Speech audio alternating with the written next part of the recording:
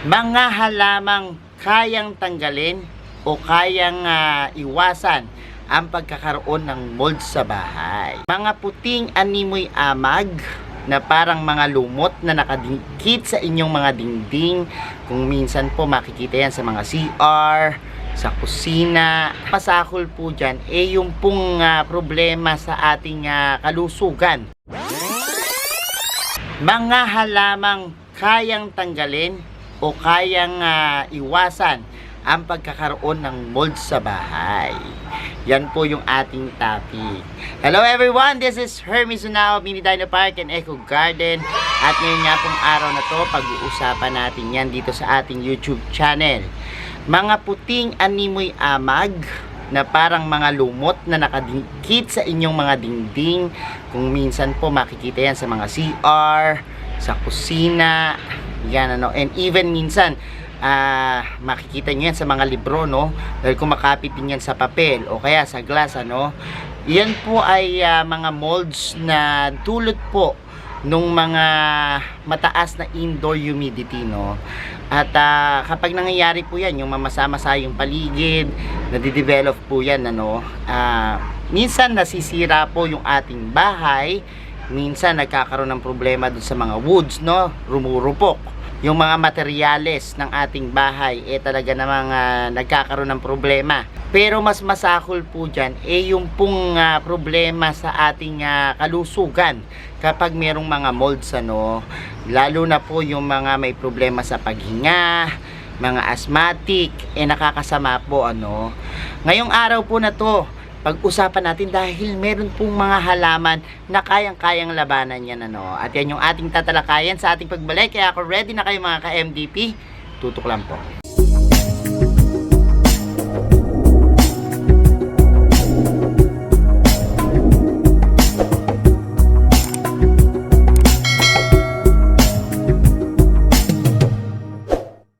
And we're back mga ka-MDP. Pag-usapan nga po natin ngayon yung mga molds, base po dun sa ating pagkakakita, namumuo sila kapag halimbawang yung moisture po sa ating paligid sobrang taas, Diyan po kadalasang namumuo yung mga nakikita natin parang mga black na stain, mga namumuong mga parang powdery dun sa ating mga wall, minsan talaga madalas yan sa CR nakikita o kaya sa mga cabinet sa kusina, Ang humidity po minsan sa halaman talagang sobrang ganda, at kailangan po nila yung humid, na kapaligiran para talaga gumanda. And may mga halaman po na malakas mag-absorb ng humid or moisture, sa ating hangin. At sa pamamagitan po niyan, naiiwasan po yung pagkakaroon at pagbuo ng molds. Although, kapag halimbawa pong nagkaroon na ng mold sa ating bahay, hindi po yan mariremove kagad ng plants ng basta-basta kapag halimbawang nakandyan na po at nag-build up na yan, ang gawin po natin is linisin nating mabuti, tanggalin yung mga molds, kahit na medyo mahirap, pero po, pagkatapos nyan, tsaka po tayo maglagay ng plants. Ito po maiiwasan po yung pagkakaroon yan. At sinasabi nga na-absorb yung molds bago pa mamuo dun sa ating mga wall, At meron po tayong 6 na halaman na talagang makakatulong po sa atin sa ganyang problema, Iikot po tayo sa ating garden at titingnan po natin. Pakita ko sa inyo yung itsura nila. Tapos padaanan natin yung care tips, para alam nyo kung paano pag-aalaga, lalo na sa mga beginners, at samahan nyo ko. Sa una po nating halaman ay ang halamang palmera, Ito pong palmera may iba't ibang variety po nito, Minsan tumataas po yan na parang puno.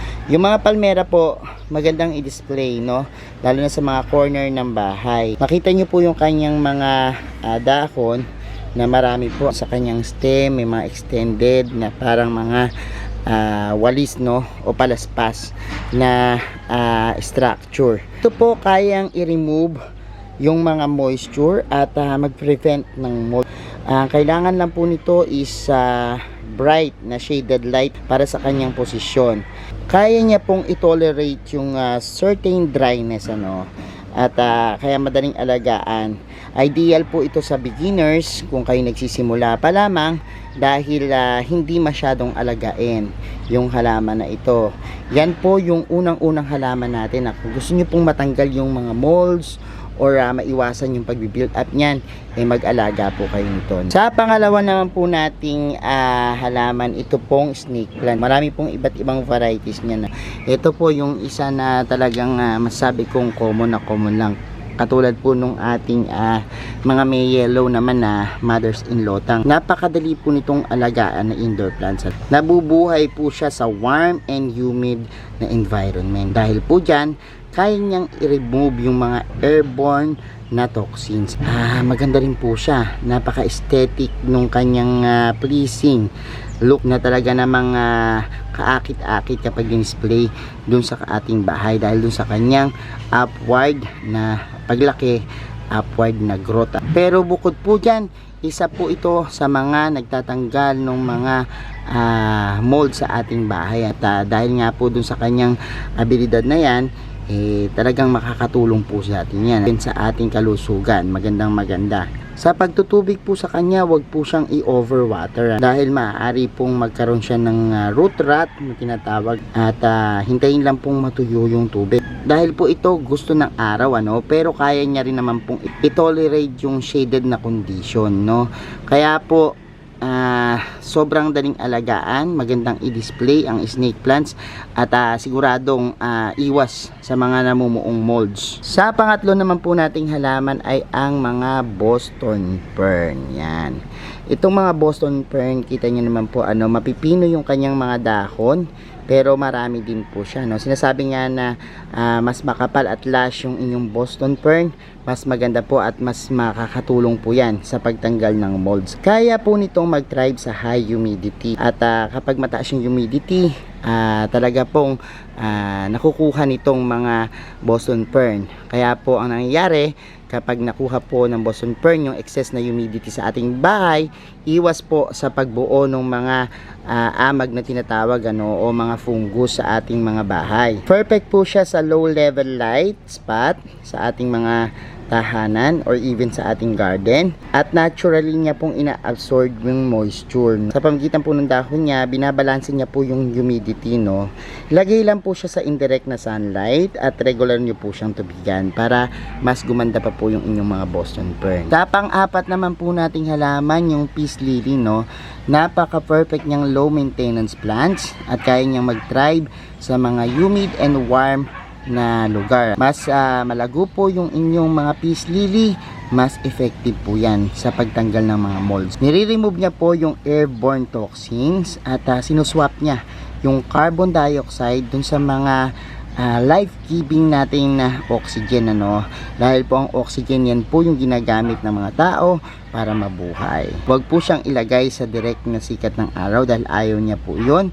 At madali lang naman po malaman kung kailangan nyo ng tubigan kasi po ang mga peace lily kadalasan po kapag kulang yan sa tubig nagdo-droop yung kanyang mga dahon or parang nalalanta.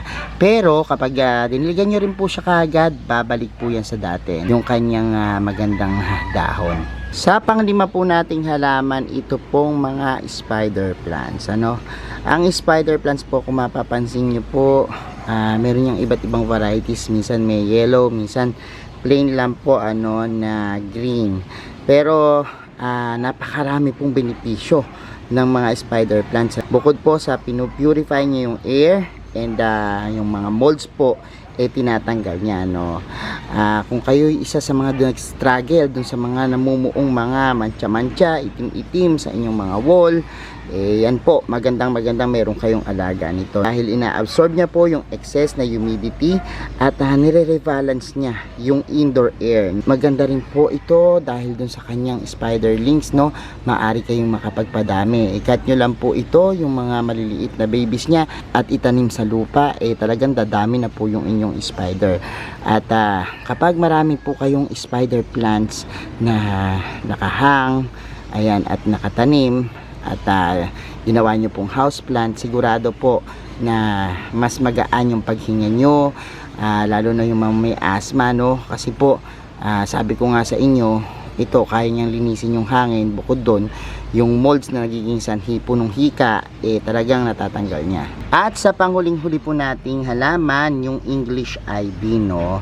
Actually, ang mga English ivy po, tinuturing po na isa sa mga top na hanging plants, no? Dahil po dun sa kanyang karakteristik na nagva-vine at humahaba. Maganda po siya na ipan-display na nakahangin. Perfect po ito dun sa mga walang space at limited lang. Maganda po siya dahil isabit nyo lang po yung halaman na ito, makakadagdag na po ng ganda, no? Effective po siya, no, na mag-remove ng molds. Ito po, ilagay nyo lang siya sa little shaded na area. Pwede po. Perfect din po siyang ilagay sa kitchen or sa bathroom, ano, dahil magta-thrive po itong halaman na to. Magandang spot din po sa kanya ay ilagay sa kitchen or sa bathroom po, ano. Effective po siya na trailing plants at pwede nyo siyang ilagay sa mga hanging baskets. So yan po yung ating huling halaman, ang English ivy. So ayan mga ka-MDP, napanood nyo na po yung ating video at nalaman nyo na po yung mga halaman na maaaring makatulong sa inyo, no, kung ganyan po yung problema nyo sa inyong bahay. Kompleto na ba kayo ng halaman na yan? Kasi madali lang po yung hanapin, ano, at common lang po yan, pero ang ganda ng benepisyo. So thank you so much sa inyong panonood ngayong araw na ito. Sa mga hindi pa po nagsasubscribe sa ating YouTube channel, kung bet na bet nyo po yung ganitong usapan, plants and gardening, mag-subscribe na po kayo, no? Huwag nyo pong kalimutang i-hit yung notification bell para lagi updated sa aming latest uploads, pati po sa iba't iba nating social media accounts, sa ating TikTok, Instagram, Facebook pages. Search nyo lang po Hermy Sunaho or Mini Dino Park and Eco Garden. Nakikita nyo na yan. Salamat ng maraming mga ka-MDP, and this is Hermy Sunaho, nagsasabi sa inyo ng happy planting. Bye bye!